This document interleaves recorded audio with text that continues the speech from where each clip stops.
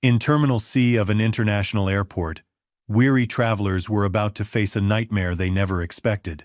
A routine Monday night of flight calls and coffee kiosks turned deadly when a biker gang roared through shattered glass doors, engines drowning out screams as they terrorized civilians. Chuck Norris wasn't your typical passenger. For decades, he had served as an elite military operative and martial arts champion, known for neutralizing threats with calm precision. Steven Seagal wasn't just another traveler either. He had been a covert counter-terror specialist, legendary for turning raw aggression into self-destruction with fluid mastery. When Razor's biker crew began hunting families among the gates, they had no idea they were provoking two men whose entire lives had been spent dismantling chaos. Seagal moved like water, dismantling riders without raising his voice. Norris redirected brutality with a flick of the wrist, each strike sparking fear across the gang. Together, their response triggered a chain reaction that would tear Razor's reign of fear apart. What began as chaos in an airport terminal would become a reckoning. That night, Terminal C would never be remembered for flights. It would be remembered for the day two legends walked in and rewrote the meaning of fear. Before we jump back in, tell us where you're tuning in from, and if this story touches you, make sure you're subscribed. Because tomorrow, I've saved something extra special for you. The last call for Flight 2187 to Singapore echoed through Terminal C, its voice calm against the backdrop of evening travelers. Business people scrolled through phones, families huddled over carry-ons, and solo adventurers dozed in uncomfortable chairs, all unaware that their mundane Monday night was about to fracture. The first warning came as a low rumble that seemed to vibrate through the polished floor. Heads lifted. Conversations paused. Then, the glass doors at the main entrance exploded inward. Motorcycles roared through the shattered entrance, 5, then 10, then 15, their engines drowning out screams as travelers scattered. Black leather, chrome studs, and skull insignias blurred under fluorescent lights as the machines cut violent paths across the terminal floor, sending luggage carts flying. At their center rode a man whose presence seemed to suck all oxygen from the room. Razor, 6'4" of bulging muscle and theatrical cruelty. His bike, larger than the others, gleamed with custom blood-red detailing. Unlike his followers who wore full-face helmets, Razor's face remained exposed, angular and scarred, with a trimmed beard that accentuated his perpetual sneer. He circled once, twice, then skidded to a dramatic halt in the center of the check-in area, killing his engine with practiced timing. The other bikes fell silent in sequence, creating an eerie, expectant quiet. "Ladies and gentlemen," Razor's voice boomed without need of amplification. "Welcome to the midnight show." A young mother clutched her son closer. An elderly man reached for his wife's hand. A teenager slowly raised his phone. Recording. Airport security personnel emerged cautiously from various positions, led by a woman whose shoulders remained square despite the sudden chaos. Evelyn Carter, her name badge catching the light as she stepped forward, placed her hand on her holstered taser. "Sir, I need you and your friends to exit the premises immediately," she called, voice steady despite the odds. Razor's laugh was the only response, a sound like gravel being crushed. He revved his engine once, the noise explosive in the enclosed space. "You hear that, boys? The mall cop wants us to leave." His eyes narrowed. "Make me." One of the gang members, massive, with a Viking-like beard, dismounted and strode toward a businessman's abandoned luggage. With theatrical slowness, he unzipped the case, turned it upside down, and shook. Clothes, documents, and personal items scattered across the floor. "Oops," the biker said, grinding the businessman's glasses under his boot. The act broke whatever restraint remained. The gang erupted into motion, tearing down flight information displays, flipping chairs, smashing storefront windows. Travelers fled toward gates or huddled behind counters. Airport staff tried vainly to protect civilians, while Evelyn shouted into her radio for backup. Razor dismounted with fluid grace, his movements revealing training beyond mere street fighting. He stalked toward the security desk, where a young officer was frantically calling local police. "It'll be 20 minutes before they arrive," Razor said, plucking the phone from the officer's hand and crushing it. "And we'll be long gone by then. But not before we've had our fun." He grabbed the airport announcement microphone, tapping it twice. Feedback shrieked through the terminal. "Attention, passengers!" he mocked. "Flight Get Fucked is now boarding. Anyone who thinks they're tough enough to stop us is welcome to try." He paused, scanning the cowering faces. "No takers? Didn't think so." Near Gate 12, a young father tried to shield his family behind a row of seats. A biker spotted them, revved his engine, and charged forward, scattering airport chairs like bowling pins. The father stood his ground, arms spread protectively, as his wife and children screamed. Evelyn Carter moved to intervene. But two bikers cut her off, circling her like sharks. She reached for her taser, but one of them snatched it away, dangling it teasingly. "Looking for this, Chief?" he taunted. "Why don't you try asking nicely?"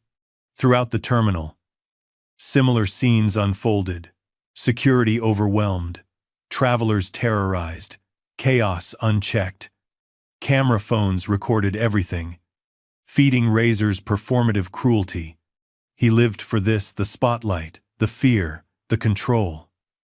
At Gate 12, the father braced for impact as the biker bore down on him, engines screaming. His children's cries pierced the air. The mother grabbed at her husband's jacket, trying to pull him to safety. Then, a hand reached out from a nearby row of seats, weathered, steady, precise. It caught the charging motorcycle's handlebar with impossible timing, stopping the machine as though it had hit concrete.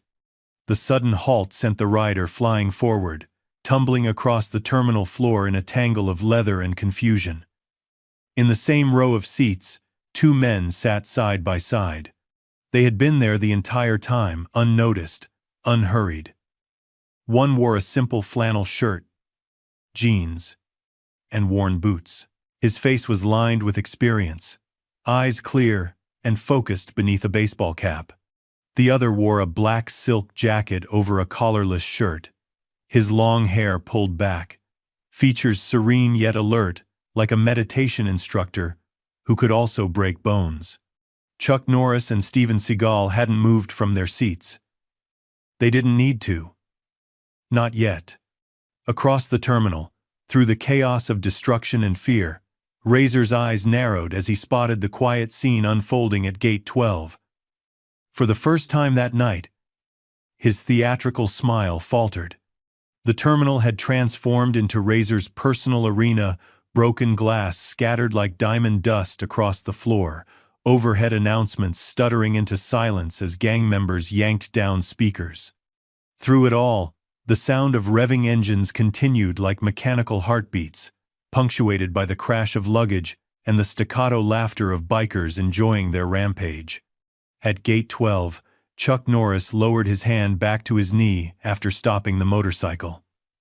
He didn't look at the fallen rider, who scrambled backward on the floor, stunned and disoriented. Instead, Chuck turned to the trembling family.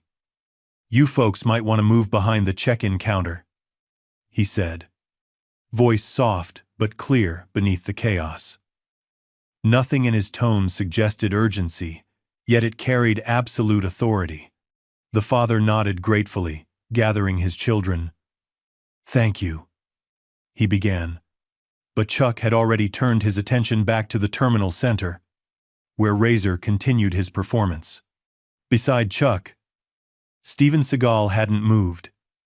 His eyes tracked each biker's position with machine-like precision, head tilted slightly, as though listening to something beyond the obvious noise. His hands rested on his thighs, palms down, utterly still. Been a while since we've had to deal with something like this, Chuck said without looking at his companion. Some lessons need repeating, Seagal replied, eyes never ceasing their calculation. Across the terminal, Razor had climbed atop the central information desk, his massive frame towering over cowering staff. He'd seized a security radio and was broadcasting his taunts across all channels. Calling all units? He mocked. We've got a situation at Terminal C. Too bad none of you have the balls to handle it. He crushed the radio in his fist, letting the pieces rain down on a security officer. Look at me, he demanded, grabbing the man's chin. Remember this face. Remember who owned this place tonight. Evelyn Carter had maneuvered herself between the bikers and a group of elderly passengers. Blood trickled from a cut on her forehead where one of the gang had thrown a luggage tag holder at her. Despite being disarmed and outnumbered, she maintained her position. This isn't a game, she called to Razor. There are children here. Elderly people. You've made your point. Razor's laughter echoed off the high ceiling. Made my point? Lady, I'm just getting started. He scanned the terminal, soaking in the chaos his crew had created. When I make my point, trust me, the whole world will know. Near a shuttered coffee shop, a teenage girl had been cornered by two bikers who were taking turns riding circles around her, closing the loop tighter each round. Her terrified face appeared in flashes between their circling bikes. No one moved to help her. No one except Steven Seagal, who had risen silently from his seat. He moved without haste, steps fluid and deliberate, navigating the debris-strewn floor with the ease of a man walking through his own living room. The chaos seemed to part around him, noise receding as he approached the circling bikers. The girl saw him first, his calm approach so incongruous with the surrounding panic that it momentarily distracted her from her fear. The bikers, intent on their intimidation game, didn't notice until Seagal was directly in their path. The first biker swerved at the last second, cursing. The second wasn't quick enough. Seagal pivoted slightly, one hand rising to catch the handlebar, while the other gripped the rider's wrist. In a motion too fast to follow, the biker was suddenly airborne, then crashing into a display of airport souvenirs. The first biker circled back, engine roaring in challenge. Seagal simply waited, hands now clasped before him, as though in prayer. When the biker charged, Seagal stepped aside with dancer-like precision, one hand shooting out to just tap the rider's shoulder. Somehow, that gentle touch translated into the biker losing all control. Bike skidding sideways into a trash can as he tumbled over the handlebars. Neither biker rose from where they had fallen. Seagal turned to the girl. Exit through the service door behind you, he said, pointing to an unmarked door. Staff will help you find a secure area. She nodded, wide-eyed, then fled through the indicated door. The brief confrontation hadn't gone unnoticed. Razor leaned forward on his perch, atop the information desk, eyes narrowing as he studied the man in black. Something in the fluid economy of Seagal's movements triggered recognition. Well, well, Razor called, voice cutting through the noise. Looks like we've got ourselves a hero. He jumped down from the desk, landing with deliberate heaviness. Boys, we've got a special guest. Bikers turned towards Seagal, who stood unmoving amid the wreckage of the coffee shop. Their engines revved in unison. At gate 12, Chuck Norris rose unhurriedly from his seat. No wasted movement, no dramatic flourish, just a man standing because the time had come to do so. He removed his baseball cap, set it carefully on his recently vacated seat, and began rolling up his flannel sleeves with methodical precision. A hush fell over the nearest travelers as they recognized the two men. Whispers spread. Is that Chuck Norris? And Steven Seagal? Holy shit, it's really them. Razor caught the changing energy, the shift in attention. His eyes darted from Seagal to Chuck, then back again. For a heartbeat, uncertainty flickered across his face. Then, his theatrical grin returned, wider and sharper. "You've got to be kidding me," he called out, voice booming with forced confidence. "The senior citizen action stars? This just keeps getting better." He spread his arms wide. "Ladies and gentlemen, we've got celebrities in the house. Let's give them a proper welcome." He snapped his fingers, and two of his largest followers dismounted, stalking toward Chuck with exaggerated menace. Three others revved their engines, forming a half-circle around Seagal. Evelyn Carter recognized the two men now, disbelief washing over her face. She had trained in martial arts herself. These men were legends. Their techniques, studied and emulated by fighters worldwide. But they were also older now, and the bikers were young, strong, armed, and numerous. "Get those old men out of here," Razor commanded his crew. "Show them what real fighting looks like." Chuck finished rolling up his sleeves and centered himself, hands loose at his sides. His posture suggested nothing more threatening than a man waiting for a bus. But travelers who had been cowering now found themselves holding their breath, phones raised to capture whatever happened next. As the bikers closed in from both sides, Chuck and Seagal stood apart, yet connected by an unspoken understanding. Two different expressions of the same truth. Real power requires no announcement. The terminal fell silent except for the predatory idle of motorcycle engines. The confrontation had been set in motion. Razor crossed his massive arms, grinning expectantly as his men moved in for what he assumed would be quick, humiliating takedowns. He had no idea what was about to happen. The first biker reached Chuck Norris with a roar of challenge, swinging a heavy chain in a whistling arc. Travelers gasped, several turning away, unable to watch the elderly man get struck. The chain never connected. Chuck's hand shot up not in a wild, desperate block, but in a precise, almost gentle motion, and caught the chain mid-swing. For a suspended moment, biker and legend stood frozen in tableau, connected by the links between them. Then Chuck tugged slightly. Just a small adjustment of his wrist. The biker flew forward as though yanked by an invisible rope, his own momentum suddenly weaponized against him. As he stumbled, Chuck sidestepped and delivered a single strike to the man's solar plexus. A tap so controlled, it appeared almost casual. The biker crumpled, chain clattering uselessly to the floor. The second attacker hesitated, tactical caution suddenly replacing bravado. He circled Chuck, feinting left, then lunging right, with a combat knife that materialized from his jacket. Chuck remained centered, pivoting smoothly to track the threat without wasted motion.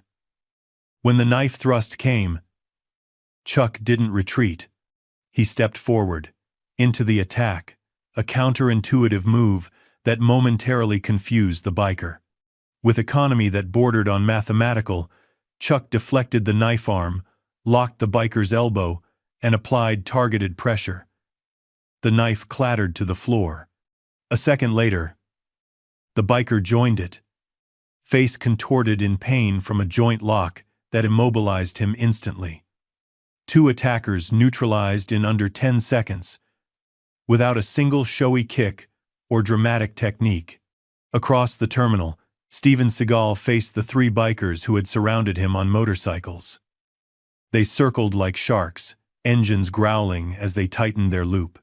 Seagal stood motionless, eyes half closed, as though meditating amid chaos. The first biker charged, machine roaring straight for Seagal's position. At the last possible moment, Seagal shifted not a desperate leap, but a fluid step that positioned him precisely beside the passing bike. His hand shot out, fingers striking a nerve cluster in the rider's neck. The man went instantly rigid, then slumped over his handlebars.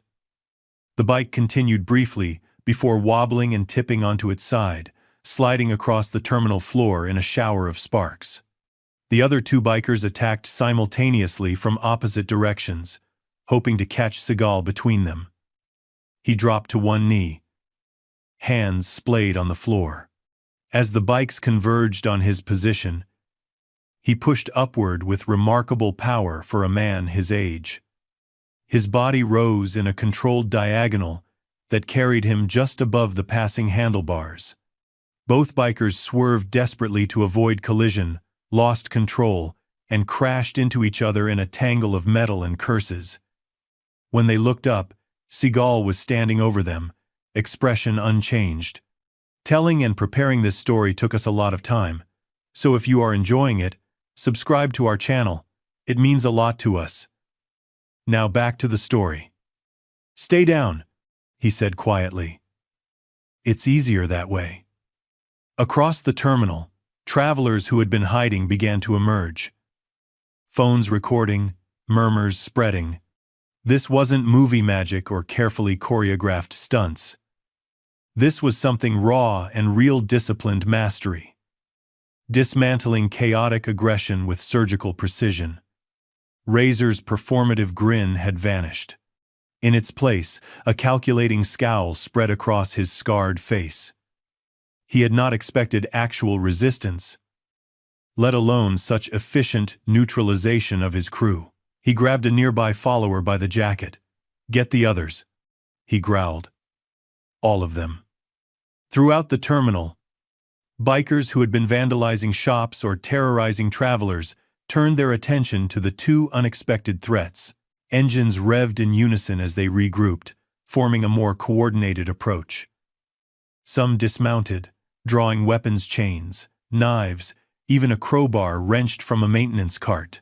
Near the security checkpoint, Evelyn Carter seized the moment of distraction to organize the frightened security personnel. "Get the civilians to the secure areas," she ordered. "Emergency protocols now." Airport staff began guiding travelers away from the confrontation zone, shepherding them toward exit routes and secure rooms. Families with children went first, then elderly passengers. Many resisted leaving, however, transfixed by the scene unfolding before them. Chuck moved toward Seagal with unhurried steps, navigating debris without looking down. They met in the center of the terminal, positioning themselves back-to-back without discussion, a defensive formation established through decades of training. "Just like Beirut." 87, Chuck said quietly. "I was thinking more like Bangkok." 92, Seagal replied, a rare hint of dry humor in his voice. "Less talking, more action," Razor bellowed from across the terminal. He pointed dramatically at the two legends. "20 grand to whoever takes down the old men. Show them what real fighters look like." 8 bikers converged on Chuck and Seagal, moving with more caution now, their earlier contempt replaced by wary respect. They had seen what happened to their overconfident brothers. One biker charged Chuck with a flying tackle. Chuck sidestepped minimally, redirecting the man's momentum with a subtle push that sent him sprawling. Another attacked with wild haymaker punches. Chuck blocked each strike with forearms like iron, then delivered a single, precise counter to the sternum that left the attacker gasping on the floor. Behind him, Seagal moved like flowing water, his Aikido training evident in every motion. He never met force with force, instead, channeling his attacker's aggression back upon them. A biker swung a chain. Seagal caught it and used the man's momentum to send him crashing into 2 of his companions. Another lunged with a knife. Seagal locked the attacker's wrist and applied pressure to a nerve point that caused the blade to fall from suddenly numb fingers. Throughout it all, neither Chuck nor Seagal appeared to exert himself. No heavy breathing, no dramatic grunts or shouts, no flashy techniques designed to impress onlookers. Just clean, efficient self-defense, executed with the calm precision that comes from decades of disciplined practice. The contrast with the biker's chaotic aggression couldn't have been more stark. Where Razor and his crew relied on noise, intimidation, and theatrical cruelty, Chuck and Seagal embodied quiet competence. The difference between those who need to prove their strength and those who simply possess it. A teenager who had been recording the entire confrontation looked at his friend, voice hushed with awe. "Dude, it's actually real. Everything they do in movies, they can actually do it." "Better than the movies?" his friend replied. "No cuts, no edits, no stunt doubles." Razor watched his crew being systematically dismantled, his earlier confidence crumbling. 7 of his men were already down, with the remainder growing increasingly hesitant to engage. He grabbed the nearest biker by the collar. "Get back on your bike," he ordered, shoving the man toward his motorcycle. "All of you surround them. Use the bikes." 5 bikers mounted their machines, forming a circle around Chuck and Seagal. Engines roared as they began to orbit, looking for an opening. Chuck and Seagal adjusted their stance slightly, remaining back-to-back as they tracked the moving threats. "Remember Akron?" Chuck asked without turning his head. "The warehouse?" Seagal responded. "Same principle." Seagal nodded, understanding the reference to a past operation. As the bikers tightened their circle, Chuck and Seagal suddenly moved in perfect synchronization. Each took 3 precise steps forward, then pivoted sharply. The maneuver put them directly in the path of 2 oncoming motorcycles, whose riders had to swerve violently to avoid collision. In the chaos that followed, bikes clipped each other, riders lost control, and machines went down in a tangle of metal and leather. When the dust settled, all 5 bikers were on the ground. Their motorcycles stalled or tipped onto their sides. Chuck and Seagal stood unmoved, having barely shifted position. A cheer erupted from the watching travelers, spontaneous and heartfelt. Some began chanting, "Chuck, Chuck, Chuck!" Others added, "Seagal, Seagal!" Razor's face contorted with rage. This was supposed to be his show, his moment of dominance. He stormed toward his fallen lieutenants, kicking one who was struggling to rise. "Useless!" he spat. "All of you." He turned to face Chuck and Seagal, rolling his massive shoulders. "Fine. If you want something done right." He strode to his custom motorcycle and reached into a saddlebag, retrieving something that made several onlookers gasp, brass knuckles that gleamed dully under the terminal lights. He slipped them onto both hands, flexing his fingers as metal creaked. "Let's see what these legends are really made of," he snarled, stalking forward. Chuck and Seagal exchanged a glance, the briefest communication between 2 men who had faced countless threats together. Their positioning shifted subtly, no longer defensive, but ready to engage directly. The real confrontation was about to begin. Razor stalked across the terminal floor, brass knuckles gleaming as he flexed his massive fists. The fallen bodies of his crew lay scattered behind him, some groaning, others ominously still. His theatrical showmanship had vanished, replaced by cold, focused rage. "You know who I am?" he demanded, voice dropping to a dangerous growl. Chuck Norris adjusted his stance slightly, a subtle shift of weight that practitioners would recognize as transitioning from defensive to offensive positioning. "Don't much care," he replied, voice level. "They call me Razor." He continued as though Chuck hadn't spoken. 10 years undefeated in the underground circuits, 27 men hospitalized. He tapped the scar running along his left cheek. "No referee to save you here, old man." Steven Seagal remained motionless, eyes half-lidded, almost meditative. "Pride comes before the fall," he said quietly, the ancient proverb hanging in the air between them. Razor's laughter held no humor. "Philosophy? That's your answer?" He addressed the watching travelers, who had formed a wide circle around the confrontation. "You're recording this, right? Good. I want everyone to see what happens to faded celebrities who think they're still relevant." The younger travelers had their phones raised, capturing every moment. The older ones watched with knowing expressions. They remembered when these two men dominated action cinema.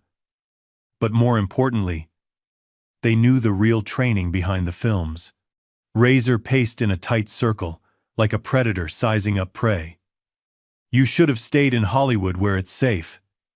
This," he gestured at the destroyed terminal, "this is reality."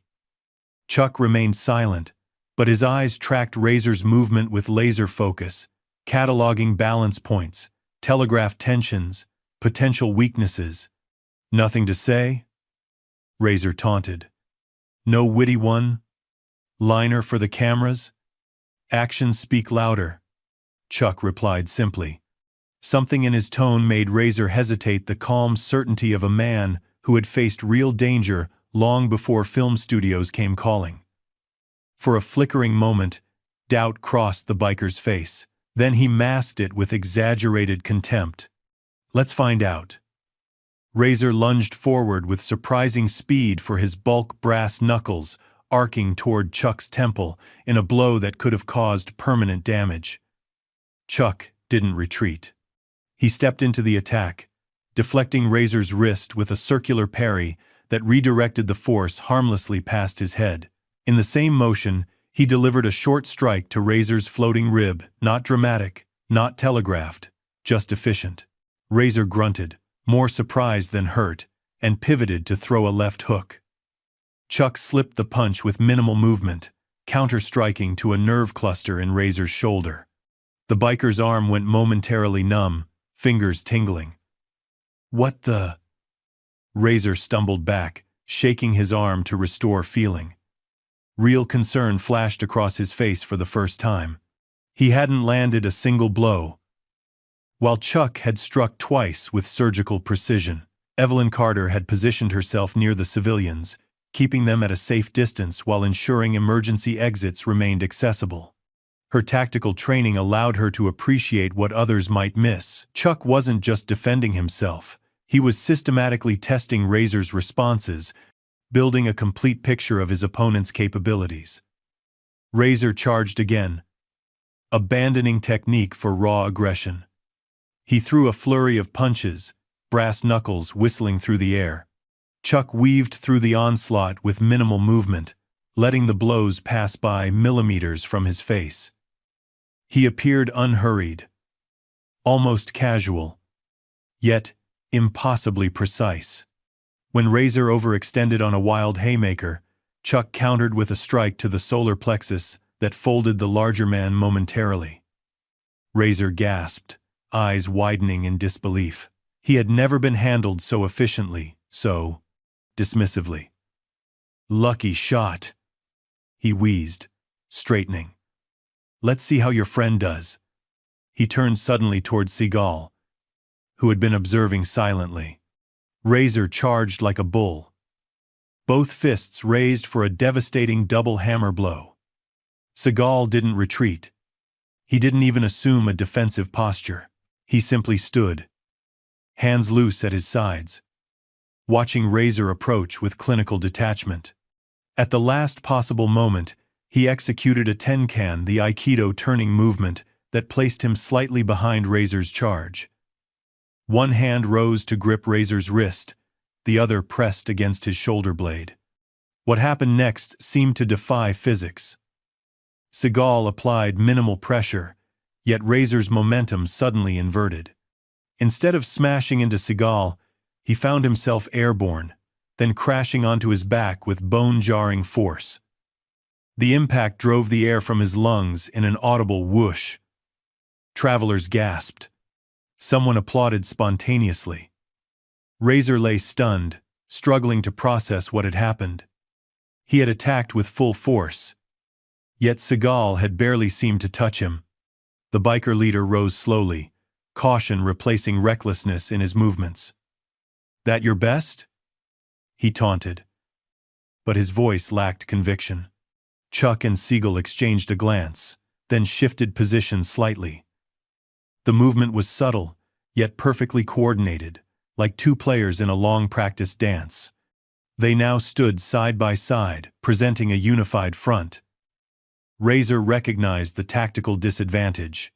He backed toward his fallen crew, kicking one who was beginning to stir. "Get up," he hissed. "All of you. Get up now." 3 bikers staggered to their feet, bruised and disoriented. Others remained motionless, too injured to rejoin the fight. Razor positioned them alongside him, trying to regain numerical advantage. 4 against 2, he said, confidence returning. Better odds. Chuck's expression remained unchanged. "Not really," he said quietly. Something in his tone made even the watching travelers tense. There was no bravado in it. No challenge, just simple statement of fact, from a man who had faced worse odds, in places most people couldn't find on a map. Razor felt it too, the absolute certainty radiating from the 2 older men. For the first time, genuine fear flickered behind his eyes. He masked it quickly with theatrical rage, raising his voice to address the terminal at large. "Everyone watching? Good. This is what happens to has-beens who don't know when to retire."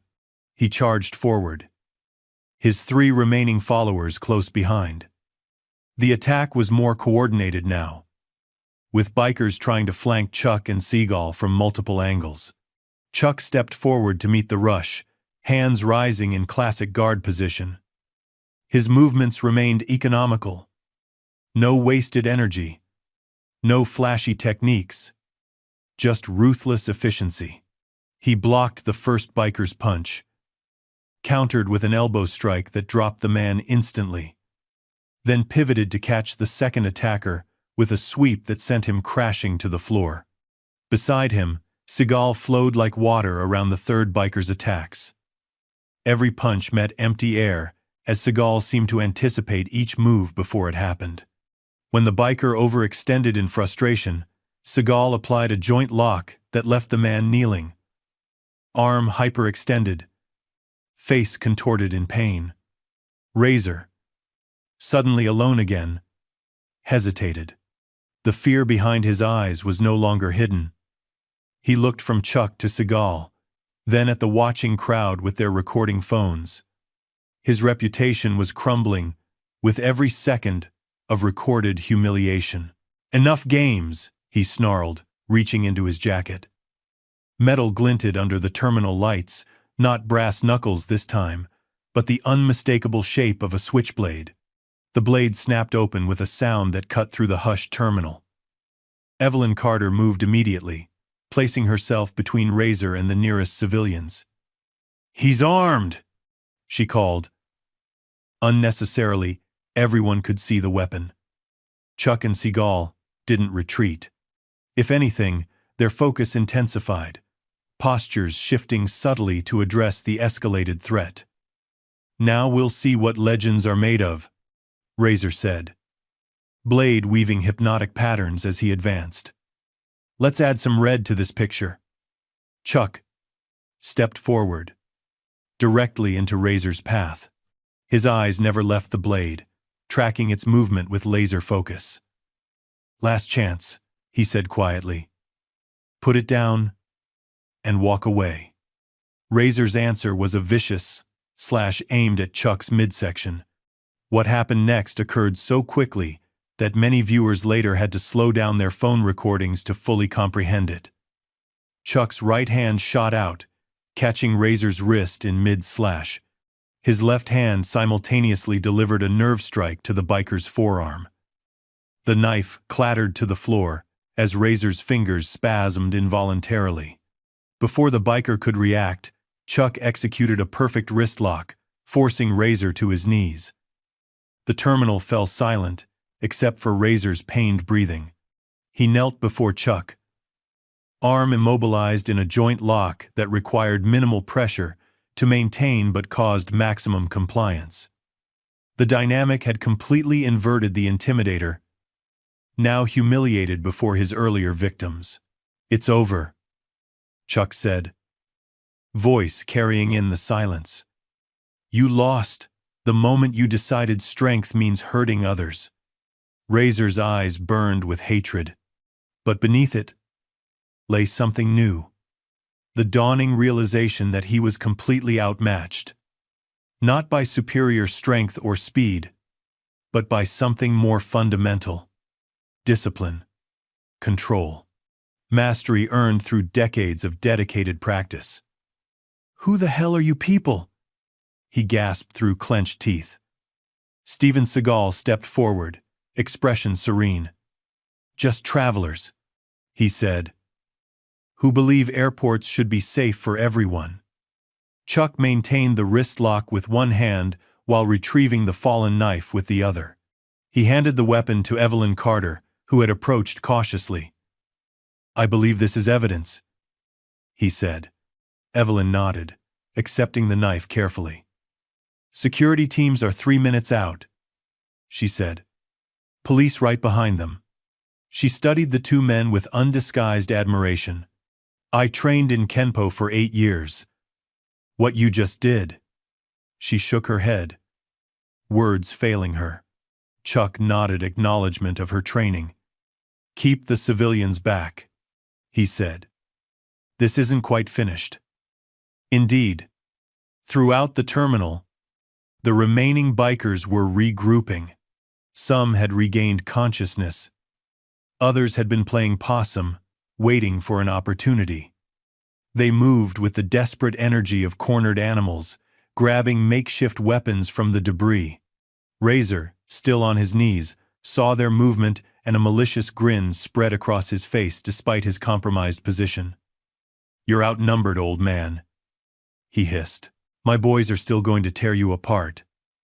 Chuck released the wrist lock and stepped back, allowing Razor to rise. The biker rubbed his wrist, rage and humiliation warring in his expression. "Last chance," Chuck repeated, louder this time, addressing the entire gang. "Walk away. No one else needs to get hurt." Razor's laugh was ugly. "Oh, someone's definitely getting hurt." He looked at his scattered crew, who had formed a loose circle around Chuck and Seagal. "Take them down. Now." The gang rushed forward from all directions, and the final confrontation began. The bikers converged like a closing fist, some limping, others bleeding, all driven by wounded pride and their leader's command. They had abandoned any pretense of showmanship, their earlier theatrical cruelty replaced by desperate violence. The fluorescent lights caught the gleam of improvised weapons. Broken chair legs, luggage handles, a fire extinguisher wrenched from its mount. The smell of motorcycle exhaust mingled with sweat and the metallic tang of blood already spilled. In the center of the terminal, Chuck Norris and Steven Seagal stood back to back. Neither assumed an overtly martial stance. No dramatic guard positions. No showy preparations. They simply waited, perfectly balanced, breathing, steady. Two entirely different martial philosophies united in the calm certainty that comes from decades of disciplined practice. Chuck's eyes narrowed slightly, tracking multiple threats with the practiced assessment of a man who had faced worse odds in remote corners of the world. Beside him, Seagal's expression remained serene, almost meditative, despite the violence about to erupt. "Just like old times," Chuck said quietly. "Focus on civilians first," Seagal replied, his voice barely audible beneath the approaching roar. The first wave hit from all sides simultaneously, a coordinated attack born of desperation. A bearded biker with a neck tattoo swung a metal rod at Chuck's head in a vicious arc that would have fractured his skull on impact. Chuck's response appeared deceptively simple to onlookers. He shifted his weight slightly, raising his forearm in a precise angle that deflected the rod's path by mere inches. The deflection created a momentary opening that Chuck exploited with mathematical precision. stepping inside the attacker's guard and delivering a textbook strike to the solar plexus.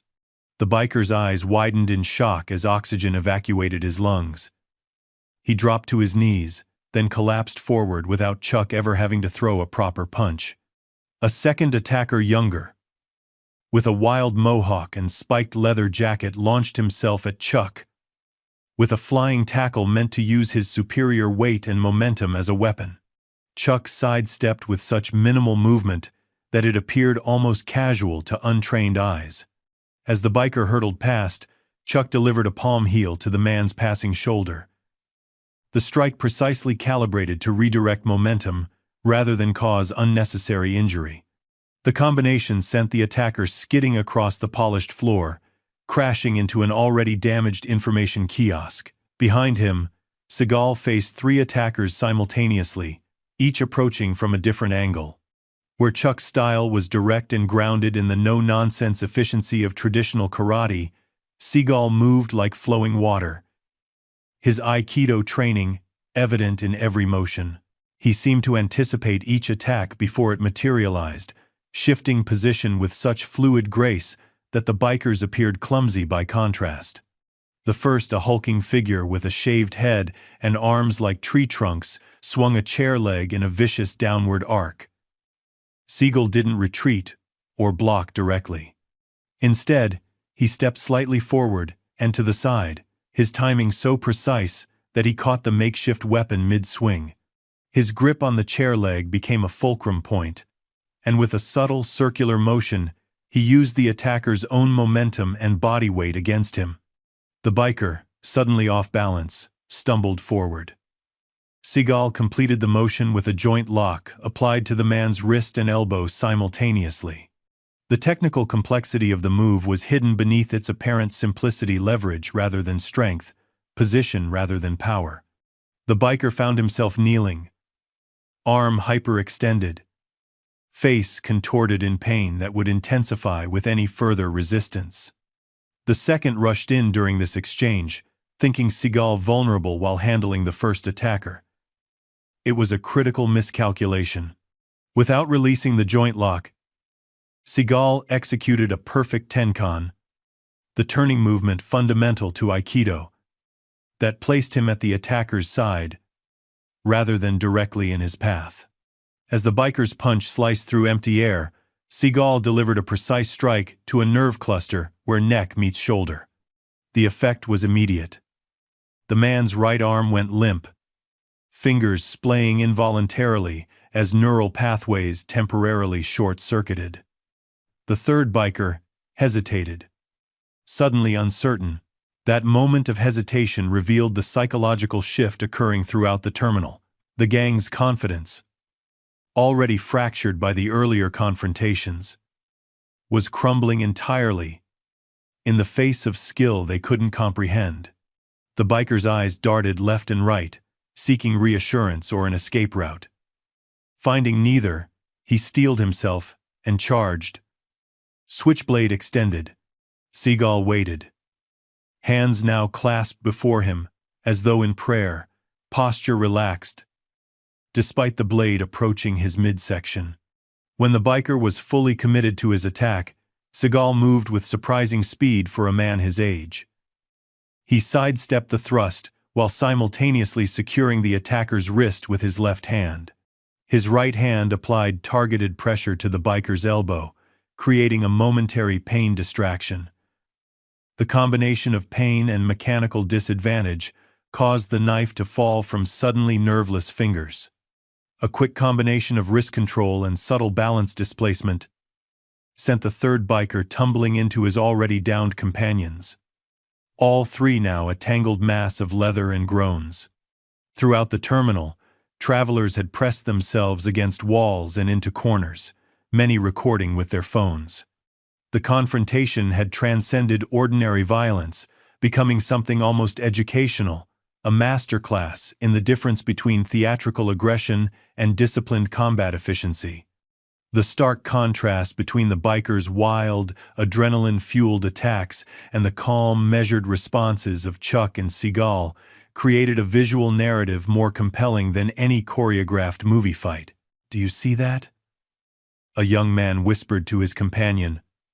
Phone raised to capture the scene. No wasted movement. Everything has a purpose. It's like watching surgeons work, his friend replied. They're not even breathing hard. Near gate 17, a family of 4 huddled beneath seats, the parents trying to shield their children from the violence. A biker spotted them and advanced, chains swinging ominously. Before he could reach them, Chuck intercepted his path with 3 precise steps. The biker swung the chain in a horizontal arc. Chuck ducked smoothly beneath it, closing distance in the same motion.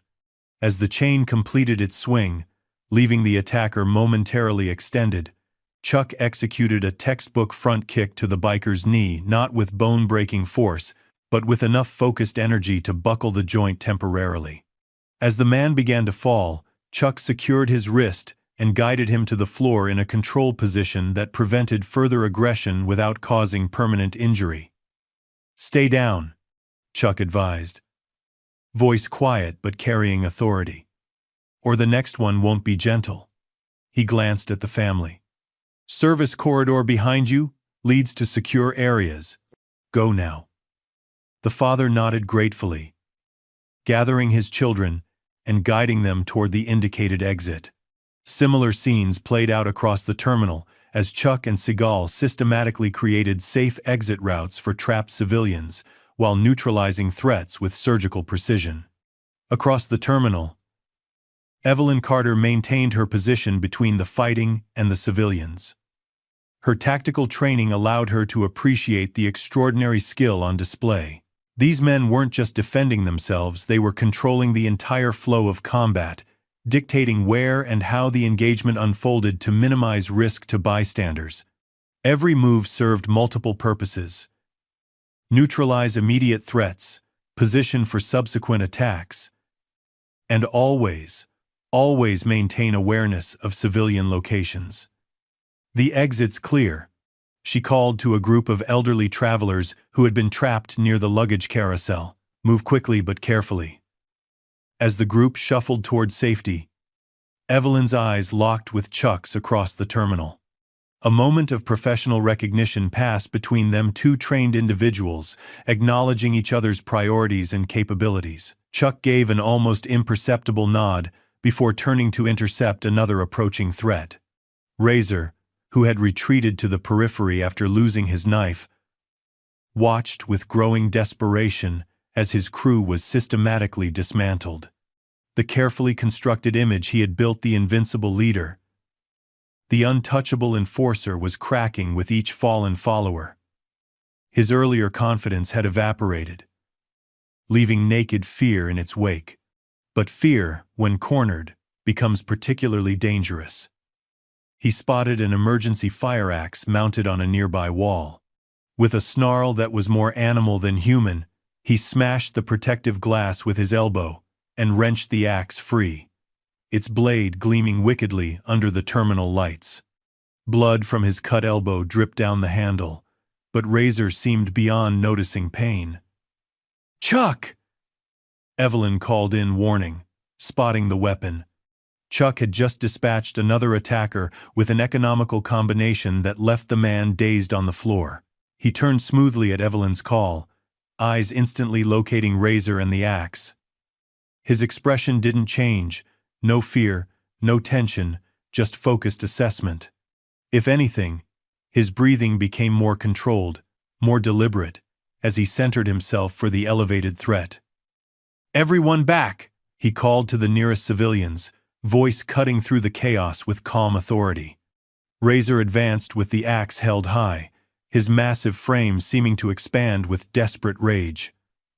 Let's see you block this, old man, he growled, eyes wild beneath sweat-matted hair. Travelers gasped, some turning away, unable to watch what might happen next. But others, particularly those with martial arts experience, leaned forward. They recognized the calm calculation in Chuck's eyes and knew they were about to witness something extraordinary. Across the terminal, Seagal registered the new development without breaking his rhythm, as he redirected two attackers into each other. He began moving toward Chuck's position, but four remaining bikers blocked his path, forcing him to address the immediate threats before he could assist his friend. Razor swung the axe in a vicious overhead strike that would have split Chuck's skull had it connected. The trajectory left no room for error. A killing blow delivered with the full force of Razor's considerable strength and mass. Chuck waited until the last possible moment, allowing the axe to fully commit to its path. Then, with timing born from thousands of hours of practice, he executed a perfect 45-degree step that placed him just outside the axe's path. As the blade whistled past, embedding itself in the floor with a solid thunk, Chuck trapped Razor's wrist with his left hand, while simultaneously delivering a precise strike to the biker's elbow with his right. The strike targeted the ulnar nerve not with crippling force, but with enough focused energy to create momentary neuromuscular disruption. The axe clattered to the floor as Razor howled in pain, fingers spasming involuntarily. Before he could recover or reach for the fallen weapon, Chuck executed a textbook sweep that took the larger man's legs out from under him. The maneuver was deceptively simple-looking but perfectly executed, using Razor's compromised balance and significant body weight against him. Razor crashed to the floor with bone-jarring force. Chuck immediately secured him in a control position that rendered him immobile without causing unnecessary pain. A modified armbar that kept the biker's shoulder and elbow at mechanical disadvantage without risking dislocation. "Stay down," Chuck advised quietly, his breathing barely elevated despite the intense exchange. "You've lost enough today." Razor struggled briefly, testing the hold, then went still as he realized further resistance would only result in self-inflicted pain. For perhaps the first time in his adult life, he found himself completely controlled by another's will, not through superior strength or aggression, but through perfect technical execution and calm discipline. Across the terminal, Seagal had corralled four bikers into a corner through a series of fluid movements that seemed to anticipate their every attack. Rather than striking them directly, he had maneuvered them into a position where they were effectively trapped between luggage carts and the wall, their freedom of movement severely limited. The bikers brandished makeshift weapons, a belt, a broken bottle, brass knuckles, but their earlier confidence had evaporated, replaced by visible uncertainty. "The harder you fight, the more it'll hurt," Seagal told them, voice calm as though instructing students rather than subduing attackers. "Make the smart choice." Two immediately raised their hands in surrender, recognizing the futility of continued resistance. The others looked to their trapped leader for guidance, but Razor could only stare back in impotent rage from his controlled position on the floor. The psychological dominance that had held the gang together was broken, its fragments visible in the uncertainty spreading across once confident faces. Throughout the terminal, the remaining bikers began to recognize the futility of continued resistance. The chaotic energy that had fueled their rampage had dissipated, replaced by the sobering reality of defeat. Some dropped their makeshift weapons, others backed away, hands raised. A few made desperate breaks for exit doors, preferring the risk of escape to the certainty of arrest. A small child who had been hiding with his mother behind a row of seats peeked out cautiously, big eyes taking in the transformed scene. "Mom," he whispered, loud enough to carry in the sudden quiet, "are the bad guys gone?" "Yes, honey," she answered, eyes fixed on Chuck and Seagal with a mixture of awe and gratitude. "The bad guys are gone." The simple exchange seemed to punctuate the moment, the innocent clarity of a child cutting through the complex emotions swirling through the terminal. Throughout the vast space, travelers began to emerge from hiding places, their fear giving way to relieved murmurs and, in some cases, spontaneous applause. Chuck maintained his control hold on Razor, who had finally stopped struggling. Sweat glistened on the biker's face, but whether from physical exertion or the psychological weight of complete defeat remained unclear. His eyes, once burning with theatrical rage, now held the hollow look of a man confronting the collapse of his identity. "The authorities will be here soon," Chuck said, not to Razor specifically but to the bikers at large. "Anyone who's still here when they arrive goes to jail. Anyone smart enough to leave now might have a chance."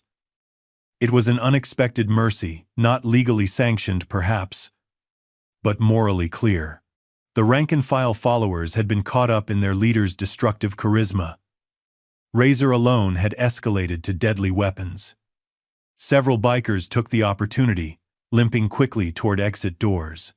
Others remained where they had fallen, too injured or stunned to flee.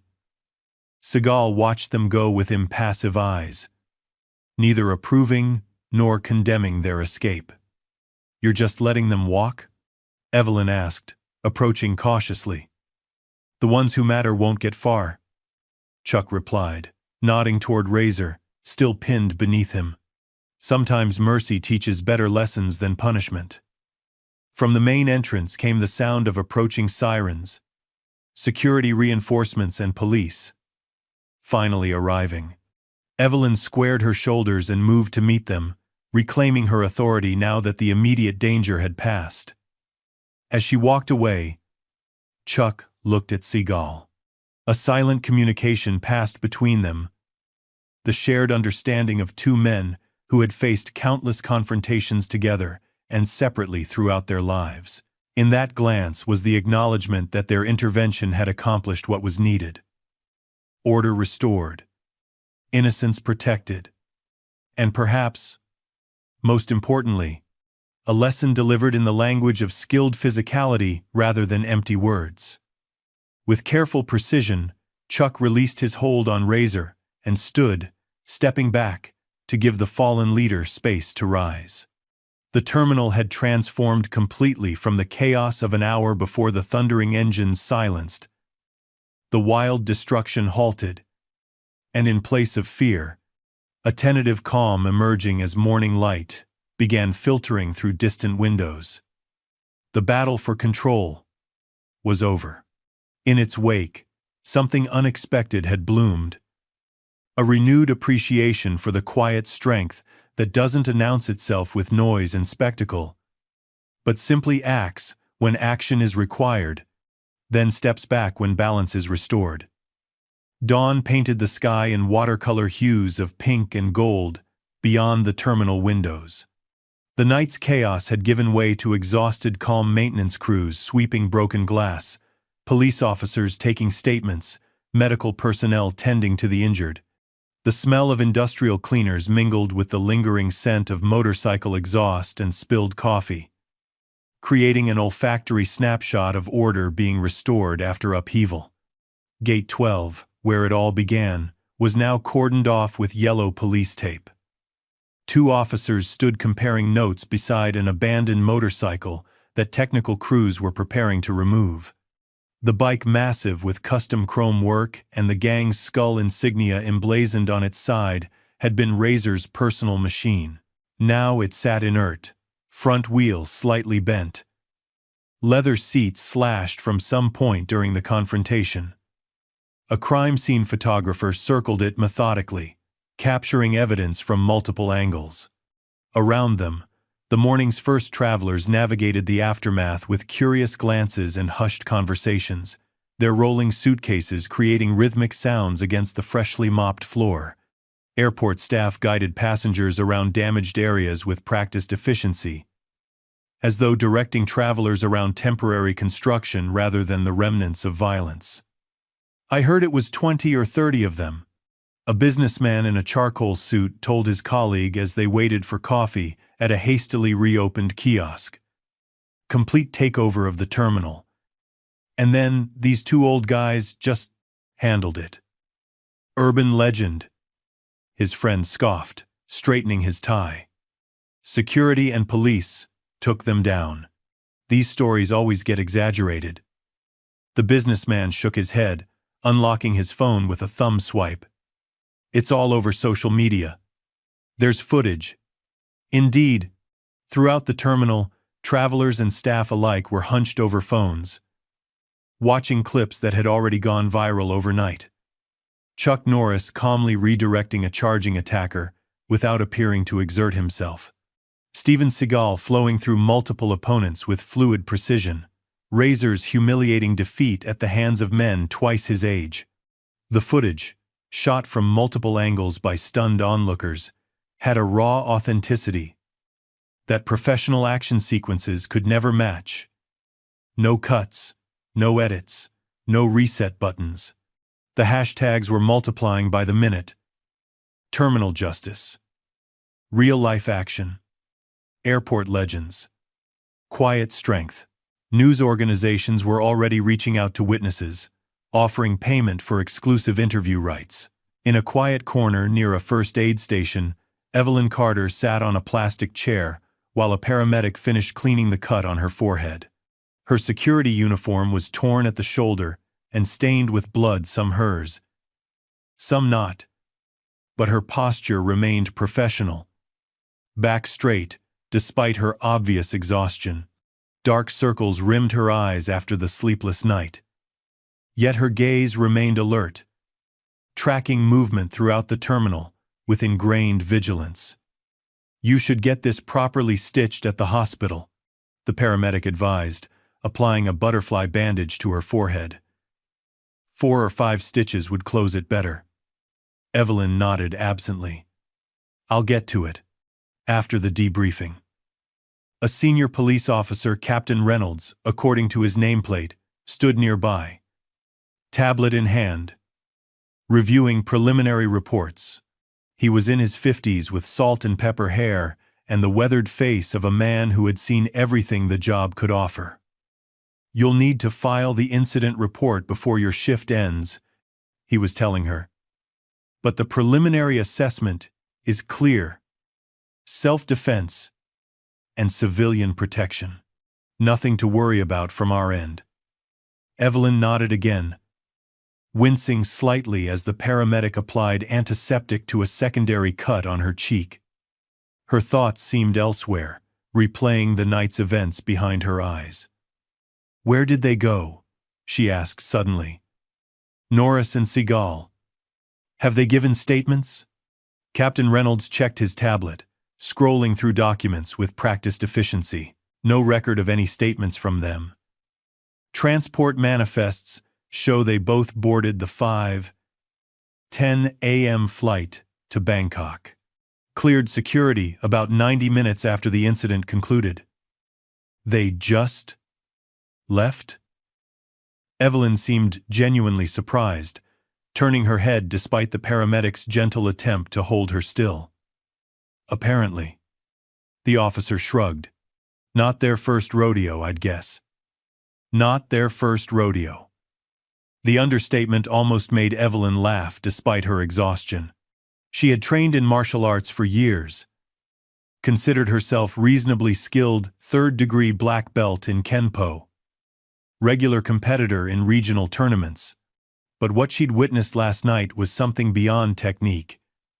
It was mastery distilled to its essence. The difference between knowing moves and embodying principles. "Should we try to contact them?" the officer asked. "For statements, I mean. The prosecutor will want first-hand accounts for the case against the gang leader." Evelyn considered this, then shook her head. "I don't think they're interested in the spotlight. Besides, we have enough witness testimony and video evidence to prosecute."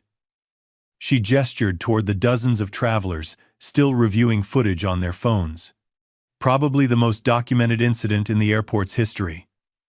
"Speaking of which," Captain Reynolds lowered his voice, glancing around to ensure privacy. "The leader Razor is asking to talk to you."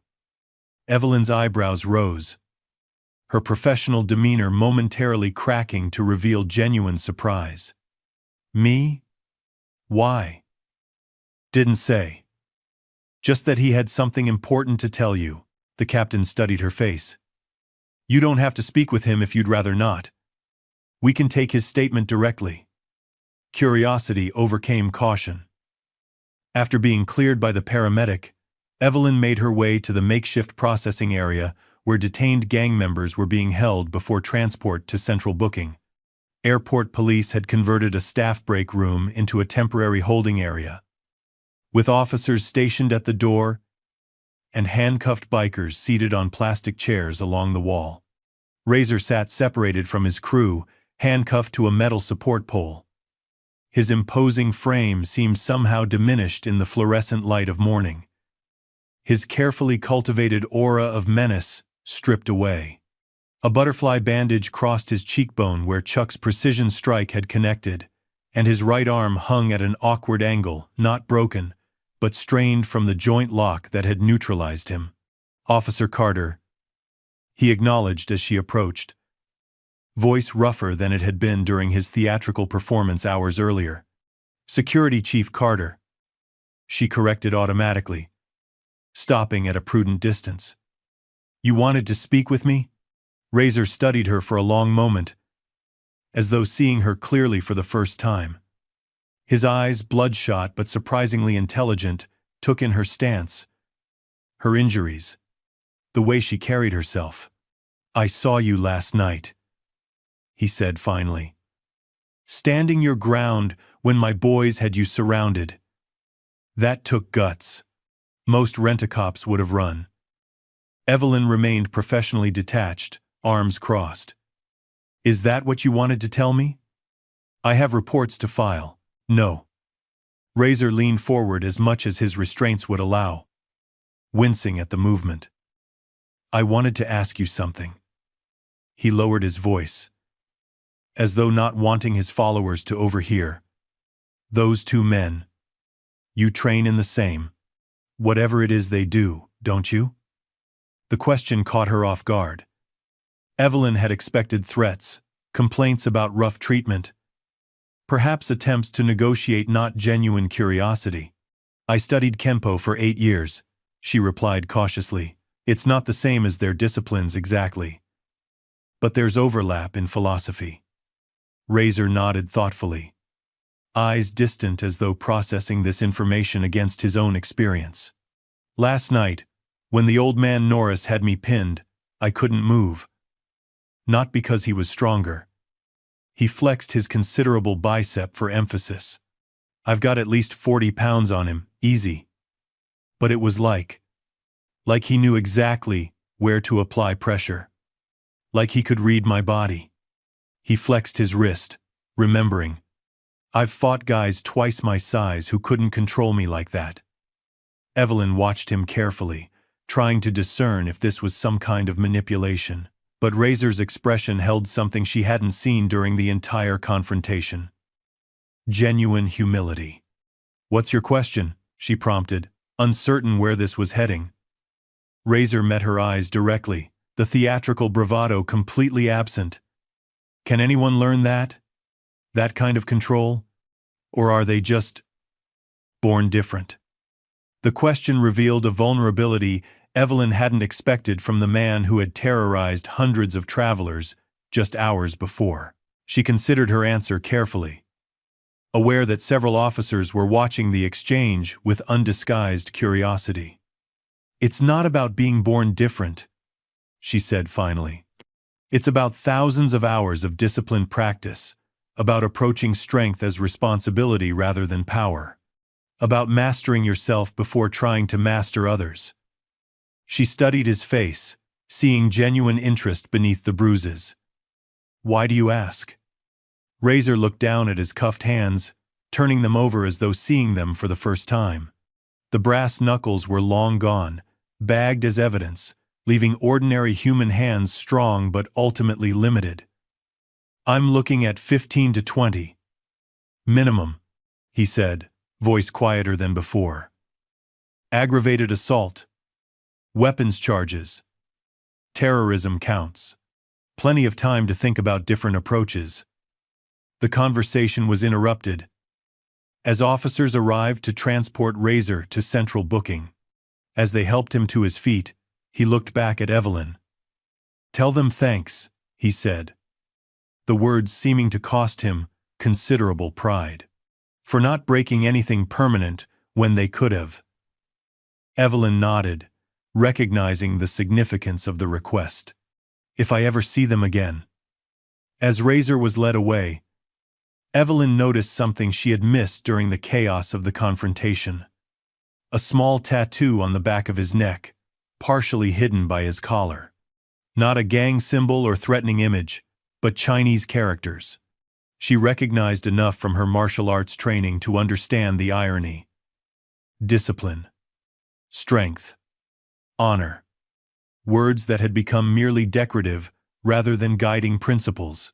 Across the terminal, near the International Departures Board, a young family huddled together on one of the few undamaged benches. The father, the same man who had stood his ground to protect them when the bikers first arrived, was showing his children something on his phone. His arm was bandaged where flying glass had cut him, but his expression was animated as he replayed footage of the confrontation. "See? That's the man who helped us," he explained to his wide-eyed children, pointing to a freeze frame of Chuck deflecting an attack with minimal movement. He stopped the motorcycle without even standing up. "He was strong?" the young daughter asked, leaning against her father's side. The father considered this question with surprising thoughtfulness, seeking the right words to explain what he had witnessed. "Yes. But not in the way most people think about strength. He was centered, calm inside himself." He glanced at his wife, who nodded encouragement. "Remember when those big kids at the playground were pushing everyone around last month?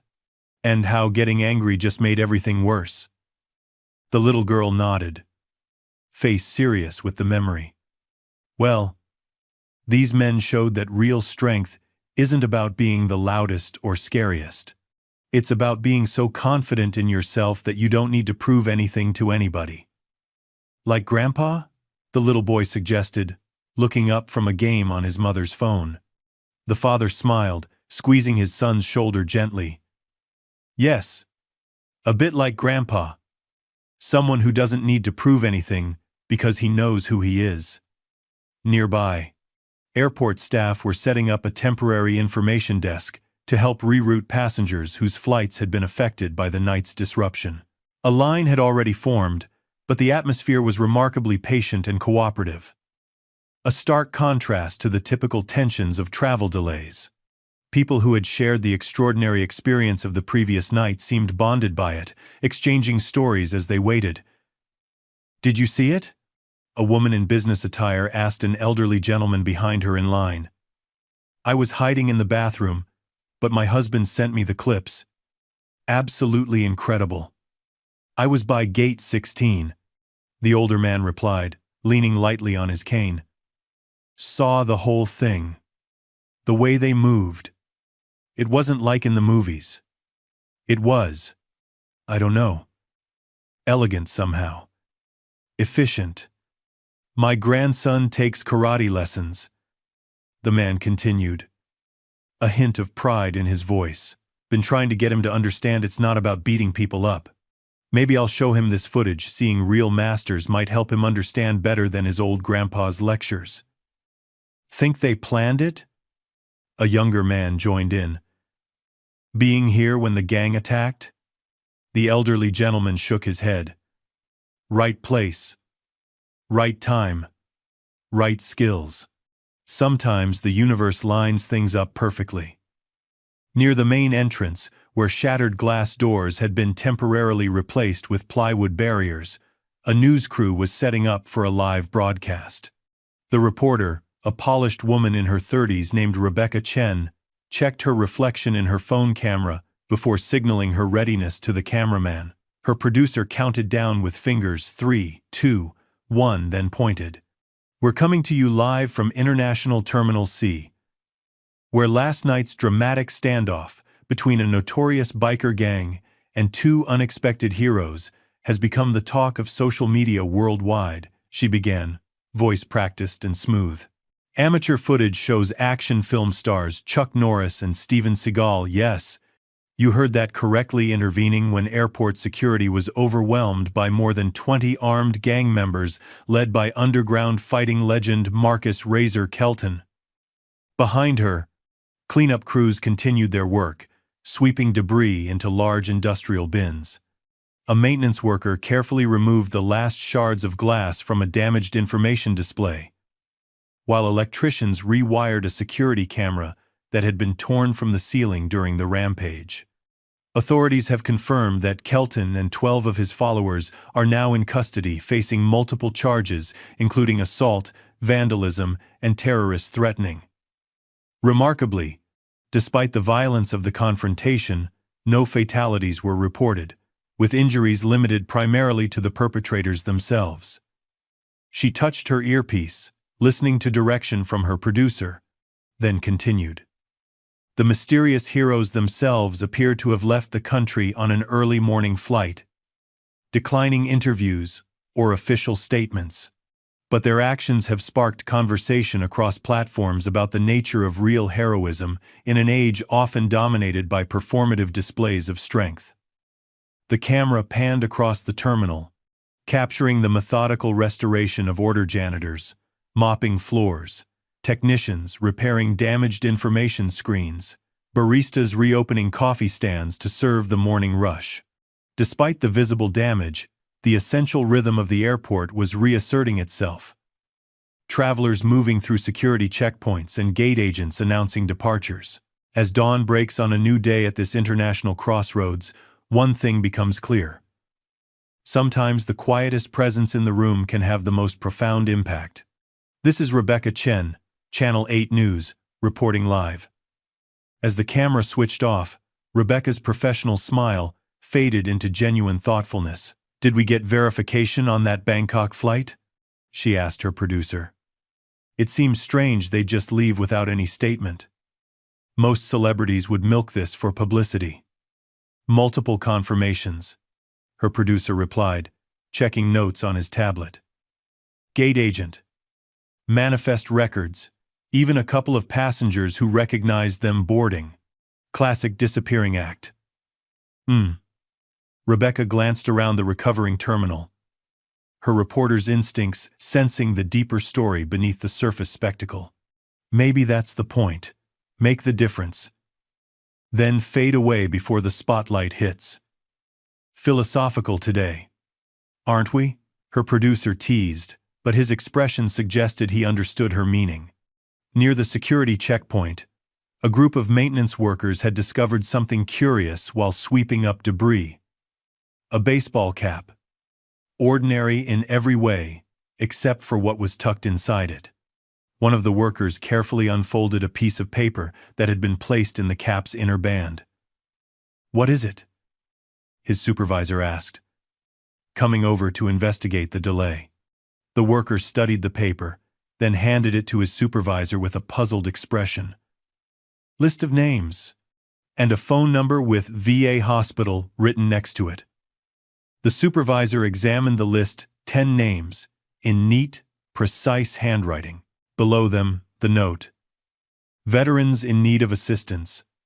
Tours in Iraq. Afghanistan. Good men. Rough times. Contact Dr. Michaels." "Huh," the supervisor said, understanding dawning. "Must have belonged to one of those guys. Norris or Seagal. Should we call the number?" the worker asked. "Or give it to the police?" The supervisor considered this, then carefully refolded the paper and placed it in his pocket. "I'll make sure it gets to the right people. Keep sweeping."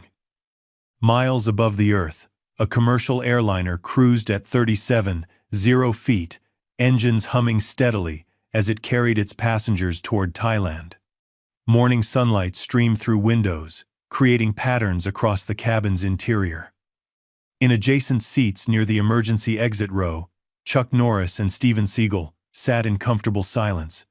Chuck had a paperback open on his lap, a biography of the Japanese swordsman Musashi, but his attention had momentarily shifted to the window, where dawn painted the clouds in breathtaking hues of gold and crimson. His weathered hands rested lightly on the book's pages, steady despite the mild turbulence occasionally rocking the aircraft. Beside him, Seagal appeared to be meditating, eyes closed, breathing rhythmic and controlled. A flight attendant approached with a beverage cart. "Coffee or tea, gentlemen?" she asked, not recognizing her passengers in the cabin's dim light. "Coffee. Black." Chuck replied with a polite nod. "Thank you." "Green tea," Seagal added, opening his eyes. "If you have it." As the attendant prepared their drinks, another passenger across the aisle leaned forward, eyes widening in recognition. She opened her mouth as if to speak, then hesitated, apparently reconsidering. Chuck met her gaze briefly and gave a small, almost imperceptible shake of his head, not unfriendly, but quietly requesting privacy. The woman nodded understanding and settled back in her seat, respecting the boundary. The flight attendant served their beverages and continued down the aisle. Chuck took a sip of his coffee, then turned slightly toward Seagal. "Bangkok," he said quietly. "Been a while." 10 years, Seagal replied, steam from the tea rising between them. "The temple should still be there. Master Chayuth mentioned renovations in his last letter, but the training grounds remain unchanged." Chuck nodded. They had history in Thailand training sessions with local masters, quiet pilgrimages to ancient dojos, experiences far from Hollywood cameras or public knowledge. Places where martial arts remained about personal development rather than entertainment or competition. "Think the kid learned anything?" Chuck asked after a moment, returning to his book but not yet focusing on the words. They both knew he meant Razor, not a kid in years, but certainly in wisdom. Seagal considered this, sipping his tea with deliberate appreciation of its subtle flavors. "Hard lesson. Whether it takes root depends on the soil." He set his cup down carefully on the small tray. But he saw something real, maybe for the first time. "That creates possibility." Chuck nodded agreement. In their decades of training and teaching, they had learned that true education begins with shattering illusions, particularly the illusion that domination equals strength. "The security chief," Chuck said, marking his page with a finger. "Carter. She has the foundation. Good instincts." "Noticed that too," Seagal replied. "Stood her ground despite the odds. Prioritized civilians over herself. Kenpo training. From her stance, solid basics. Western approach, but disciplined." Chuck agreed. "She was collecting bikers like chess pieces before we stepped in." These observations, precise, professional assessments of character under pressure, revealed how differently they saw the world. Where others might recall chaotic violence, they remembered specific decisions, techniques, moments of courage or hesitation that defined the human element beneath the surface drama. The plane hit a pocket of turbulence, shuddering slightly. Other passengers gripped armrests or looked up in alarm, but neither man reacted. Perfect balance wasn't just a physical skill. It was a way of moving through the world, responding to circumstances without being controlled by them. "Thailand first," Chuck said, returning to his book. "Then Malaysia?" "That's the plan." Seagal closed his eyes again, resuming his meditation. "Master Liang is expecting us next week. His letter mentioned a new approach to internal energy cultivation he wants to demonstrate."